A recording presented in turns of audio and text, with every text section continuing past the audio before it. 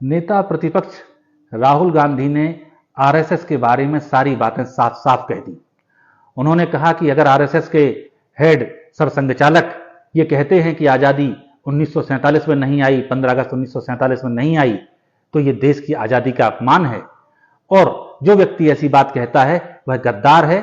और अगर ये किसी और देश में ऐसा कोई बयान देता अपने देश की आज़ादी के खिलाफ, तो उस व्यक्ति को अरेस्ट कर लिया जाता और उसके ऊपर मुकदमा चलाया जाता। असल में राहुल जी जो बात आरएसएस के बारे में आज दो चार शब्दों में या दो चार वाक्यों में कह रहे हैं, उसकी पूरी तहकीकात करने की जरूरत है। 1925 में आरएसएस की स्थापना हुई थी, आज हम 2025 में बैठे हैं। इन 100 साल में आरएसएस ने क्या देश के लिए कुछ किया? क्या देश की आज़ादी के लिए कुछ किया? क्या स्वतंत्रता संग्राम के लिए कुछ किया? स्वतंत्रता सेनानियों का साथ दिया या उनका विरोध किया? इन सब बातों को जानना बहुत जरूरी है। तो हम सबसे पहले बात शुरू करेंगे डॉक्टर हेडगेवार से।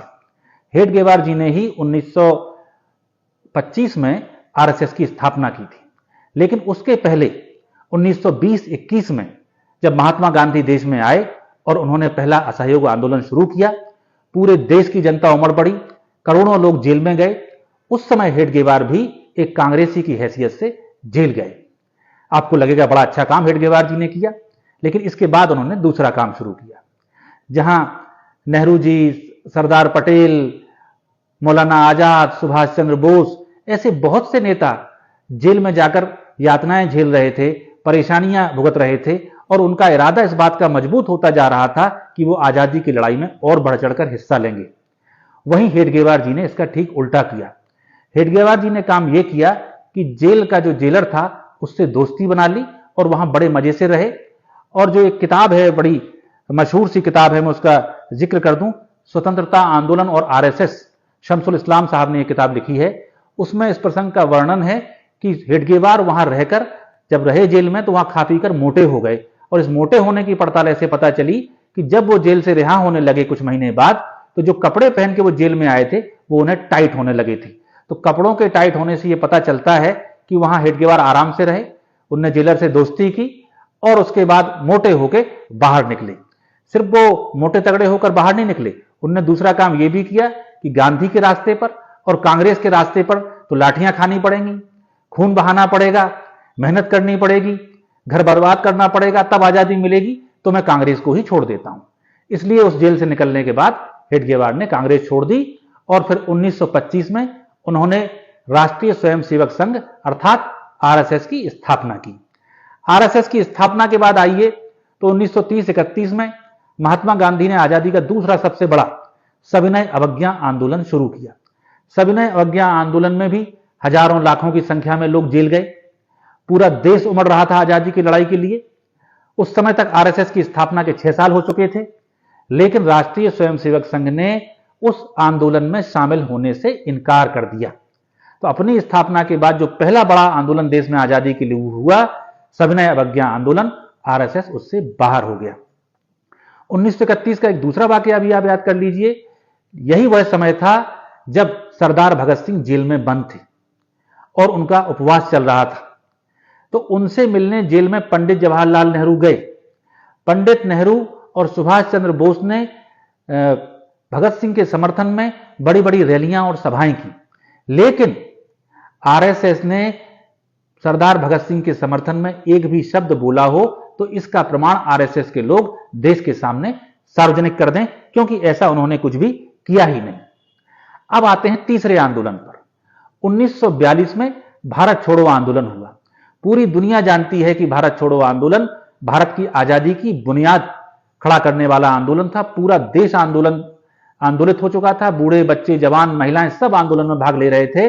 लेकिन 1942 में एक बार फिर राष्ट्रीय स्वयंसेवक संघ ने कहा कि वो भारत छोड़ो आंदोलन में शामिल नहीं होगा।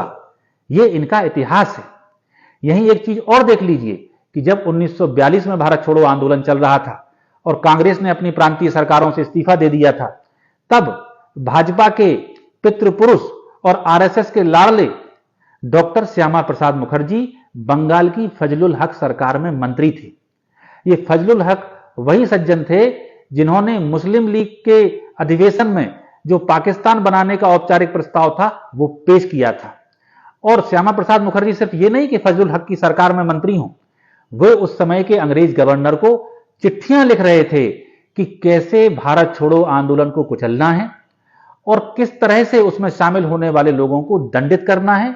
वे सुझाव बता रहे थे कि आप इन चीजों पर काम करें, मेरी राय माने तो यह आंदोलन पूरी तरह से कुचल जाएगा। ये श्यामा प्रसाद मुखर्जी के विचार थे।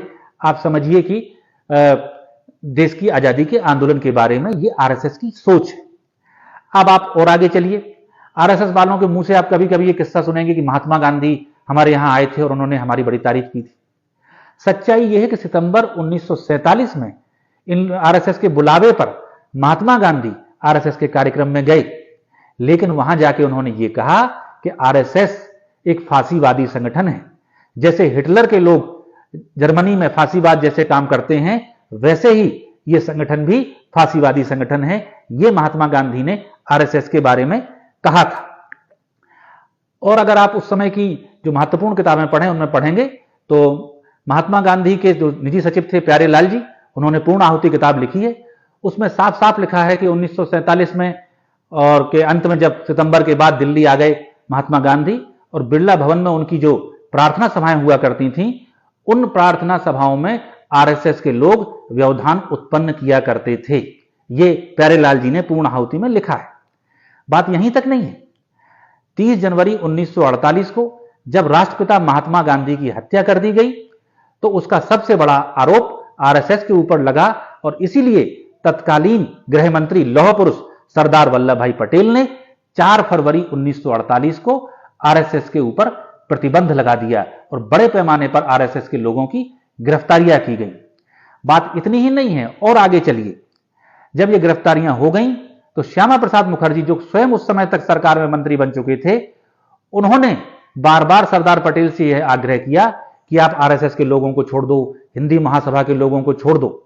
तब मैं डेट और तारीख के साथ आपको बताता हूं कि जब ये फरियाद लगातार कर रहे थे तो सरदार पटेल ने श्यामा प्रसाद मुखर्जी को 18 जुलाई 1948 को सरदार पटेल ने श्यामा प्रसाद मुखर्जी को पत्र लिखा और यह कहा कि अभी महात्मा गांधी हत्याकांड की जांच चल रही है, इसलिए मैं बहुत ज्यादा बात नहीं कहूंगा, लेकिन जो रिपोर्टें मुझे प्राप्त हुई हैं उससे मुझे इस बात में कोई शक नहीं है कि इन दोनों संगठनों अर्थात आरएसएस और हिंदू महासभा और विशेषकर आरएसएस ने देश में ऐसा माहौल उत्पन्न किया जिसके कारण महात्मा गांधी की हत्या हुई है।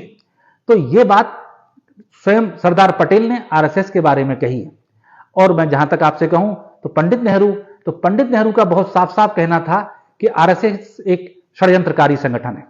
ये जो कहता है वो करता नहीं है।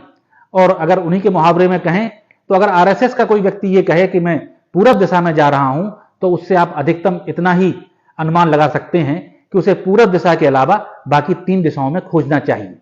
तो आप ये देख सकते हैं कि पंडित नेहरू ने, सरदार वल्लभ भाई पटेल ने क्या कहा आरएसएस के बारे में, पटेल की क्या भावना थी, श्यामा प्रसाद मुखर्जी ने किस तरह 1942 के आंदोलन के आंदोलनकारियों को दबाने कुचलने की बातें कही, कैसे वो एक ऐसे व्यक्ति की सरकार में मंत्री रहे बंगाल में जिसने खुद पाकिस्तान का प्रस्ताव पेश किया था। और आप देखिए कि किस तरह से आरएसएस ने 1942 के भारत छोड़ो आंदोलन का स्वयं भी विरोध किया था। तो इसलिए आज जो बात राहुल गांधी जी कह रहे हैं उस बात को बहुत गंभीरता से जानने की जरूरत है और इस विचारधारा से जो पिछले 100 साल से हिंदुस्तान में मौजूद है इससे मुकाबला करने की बहुत ज्यादा जरूरत है, क्योंकि इस देश के मूल लोकतांत्रिक मूल्य हैं। इस देश के मूल्य गांधी, अंबेडकर और नेहरू के मूल्य हैं। यह देश सर्वे भवन्तु सुखिनः सर्वे सन्तु निरामयाः सर्वे भद्राणि पश्यन्ति मा कश्चित् दुःखभाग् भवेत्, इस भावना में यकीन करता है, ना कि आरएसएस की उस भावना में जो षड्यंत्र के आधार पर काम करना चाहती है, जिसको सरदार पटेल गांधी जी की हत्या के लिए आरोपी मानते थे। तो आज जो बात राहुल जी ने कही है वह समझ लीजिए। धीरे धीरे हम आपको और भी बहुत सी सच्चाइयां बताएंगे कि आरएसएस देश विरोधी है या देशभक्त है। धन्यवाद।